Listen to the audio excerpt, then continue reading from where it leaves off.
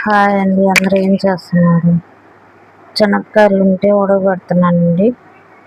పచ్చి శనక్కాయలు అవి బాగా నీళ్ళు వేసి కడిగేసి మట్టి ఉంటుంది కదా, కుక్కర్లో వేసి ఉడకబెడుతున్నాను. బాగా రుద్ది కడిగేసేసేయండి, మట్టి ఉంటుంది. అవి కుక్కర్లో వేసేసి కొంచెం వాటర్ పోసేసి కడిగిన తర్వాత కొంచెం ఉప్పు వేసుకోండి, అరుగుదలకు బాగుంటుంది ఉప్పు వేసుకుంటే. మూత పెట్టేసి ఒక గ్యాస్ మీద పెట్టేసేయండి. గ్యాస్ వచ్చి ఒక 5-6 విజిల్లు వచ్చింది నాకు ఉంచండి, తొందరగా ఉడికిపోతాయి కుక్కర్లో. ఇక చూడండి ఎలా ఉడికిపోయినాయో చూపిస్తామండి. 5 విజిల్లు వచ్చాయి నాకు, ఉడికిపోయినాయి,